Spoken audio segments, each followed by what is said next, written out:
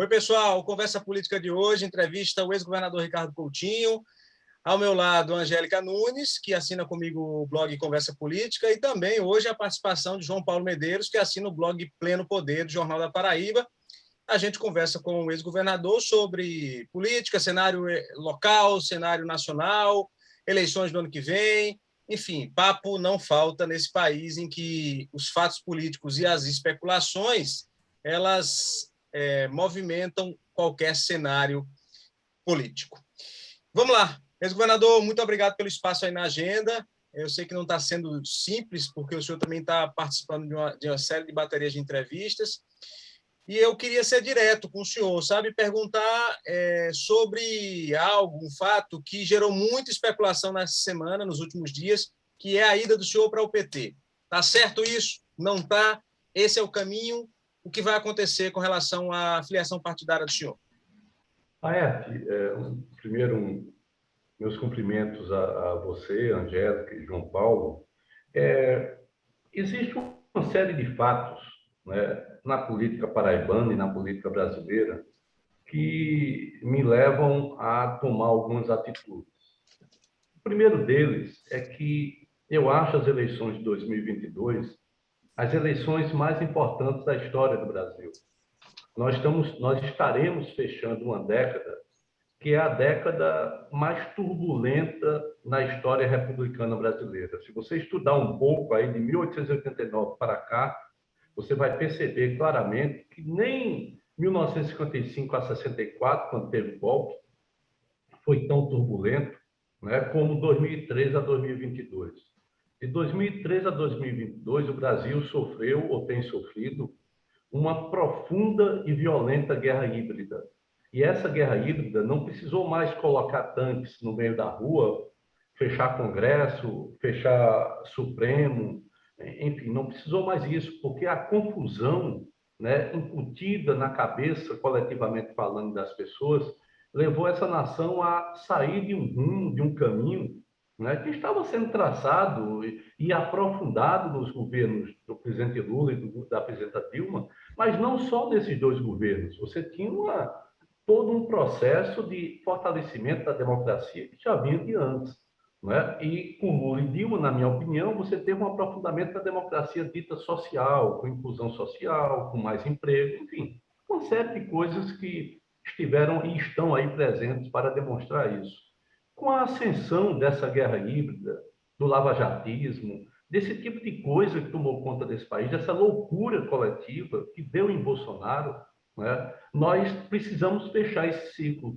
Então, essa é uma eleição fundamental. É por isso que, antes de decidir ou de definir se eu seria ou não candidato a alguma coisa, eu primeiro decidi para onde iria o meu voto e o meu apoio e a minha militância em 2022.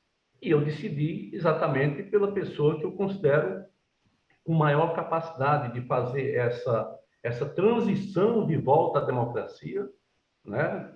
Democracia mais plena, porque em 2018 você teve a prisão do Lula, foi outro golpe, foi um golpe dentro do golpe, né? E hoje está aí provado, porque era tudo mentira, manipulação grosseira de setores do Ministério Público e setores do Judiciário. Então, você percebe claramente que é preciso fazer a transição democrática, recuperar, né, a tessitura do tecido social e, ao mesmo tempo, recompor a soberania nacional com uma outra intervenção brasileira no mundo, né, no planeta. Eu acho que o presidente Lula tem as melhores condições para isso. Então, eu defini isso lá, né, e efetivamente, para mim, isso é o que é mais importante. E decidi também que eu não posso ficar esperando aos 45 minutos do segundo tempo para saber para onde meu partido vai, para onde o partido que eu estou afiliado vai, né? Além disso, nós temos problemas no PSB na Paraíba, onde o atual presidente, ele preside, colocado por nós, ele preside como se o partido fosse uma ata embaixo do braço dele, onde ele faz o que bem entender. Terminaram, inclusive, mudando na calada da noite, né, alterando a composição da comissão executiva, no dia 14 de julho. Nós só soubemos agora, no início de agosto, né, que foi uma surpresa, não foi conversado com ninguém, alterou, colocou mais 3 pessoas e claramente numa postura que não tem nada de democrática, uma postura que é recriminável. Então, Afinal, ficar no PSB já não é mais o caminho, né? não, é um processo que tem se exaurido, se mostrou exaurido, em função exatamente desse tipo de comportamento. Você não pode viver numa situação onde, repito, um presidente que age dessa forma e, ao mesmo tempo, considera fundo partidário como fundo pessoal. Enfim, essas coisas que são inadmissíveis num partido que se propõe a ocupar um espaço progressista, um espaço de esquerda, democrática. Então, eu, que já vinha várias vezes recebendo convites, né, do próprio presidente Lula, da presidente Gleisi e tal, nós voltamos a conversar, estamos conversando, né, e eu quero, antes de qualquer decisão final, eu quero agradecer profundamente a receptividade das bases do Partido dos Trabalhadores. Mais de 80% das comissões executivas municipais, né, a grande maioria da militância, que sabe que não pode se perder em coisas miúdas, né, que tem que olhar para uma coisa muito maior, que é isso que eu falei aqui no início, que é exatamente a conjuntura nacional e o Brasil pós-2022. Então, o senhor acha que não terá resistência à sua chegada no PT, governador? Ou se tem, não é suficiente para, por exemplo, ter problemas, já que tem um foco principal que é essa frente democrática a partir do ex-presidente Lula e do PT? Olha só, resistência é inerente à dialética. E a dialética, ela existe e vai continuar a existir sempre enquanto houverem relações humanas, né? Então, existe a dialética, a ação e a reação. Evidentemente que tem algumas pessoas que se sentem prejudicadas, mas não em função de mim, na verdade, em função de quem está por trás de tudo isso, que é o atual governo do Estado, né? Então, isso multiplicado com dinheiro que é público, porém manipulado pela SECOM, você cria essa suposta resistência, mas que são pouquíssimas pessoas que operam isso. Vamos dizer assim, a receptividade na Paraíba e no Brasil, sinceramente, é muito grande, e não é apenas a Ricardo, é a Estela Bezerra, a Cida Ramos, a Márcia Lucena, a Jeová Campos, né? São militantes, né, reconhecidos nacionalmente, né? São pessoas que têm uma história aqui dentro. Só para abrir espaço para os meus colegas, eu só vou fazer a última pergunta nesse ponto. Quando é que o senhor chega no PT mesmo? Tem data já? Era a pergunta que eu ia fazer. Eu ia perguntar exatamente isso. Eu ia perguntar o que é que falta para o senhor oficializar essa filiação. Ontem chegou a informação de que o ex-presidente Lula fará, né, uma viagem aqui pelo Nordeste, percorrerá alguns estados. A Paraíba está de fora.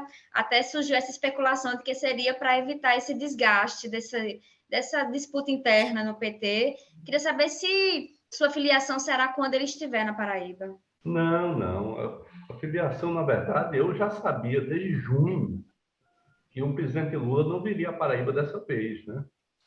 Quem deu que viria é mais para alimentar, enfim, provavelmente com manchetes, mas que não tinham conteúdo. O presidente Lula vai para o Maranhão, Piauí, Ceará, Rio Grande do Norte, Pernambuco e Bahia. Numa segunda viagem, ele vai fazer Sergipe, Alagoas e Paraíba. Eu não sabia disso, inclusive, nunca disse que ele viria dessa vez. Essa informação já era pública de que ele não viria, né? E outra coisa, Angélica, esse suposto desgaste, eu vou aqui reproduzir as palavras do presidente nacional do PDT, né? Qual o partido sério que não gostaria de ter, né, um ex-governador por 2 vezes que fez mudanças profundas aqui dentro desse estado, né, que enfrentou oligarquias, né, que modificou desde a educação, saúde, sabe, políticas públicas de acesso através de estradas, que foi o governador que mais investiu. Qual o partido sério que não gostaria de ter um grupo do qual, modéstia à parte, eu estaria dentro do seu partido? Quem disse isso foi Carlos Lupe, né? E isso, efetivamente, é uma verdade. Eu sei que aqui na Paraíba alguns não gostam, mas não gostam por outros motivos. Não tem nada a ver com isso e reproduz essa coisa de desgaste.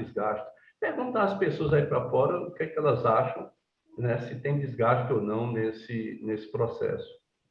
É porque, de fato, há uma resistência de algumas lideranças do PT. Se eu tenho que concordar, né? Tem o deputado estadual, Anísio Maia, o deputado federal, Frei Anastácio, um pouco porque a vinda desse seu grupo ao PT vai acabar fazendo a disputa natural também pela vaga, né? Na disputa das eleições do ano que vem. Tem isso, e você afirmou muito bem, na verdade tem isso, mas tem outra coisa por trás disso. É porque isso não interessa a João Azevedo. João Azevedo entrou num túnel que não há mais saída para ele. Né? Do ponto de vista de caráter, ele exauriu tudo o que tinha. Então, ele tem que, efetivamente, tentar encobrir todo esse processo ruim de traição, de se esconder, de pactuar, né? Porque houve pactuações terríveis no meio desse processo todo. Ele tem que esconder isso. E ele sabe que eu sou uma pessoa que, como eu não tenho um rabo preso, popularmente falando, eu falo as coisas.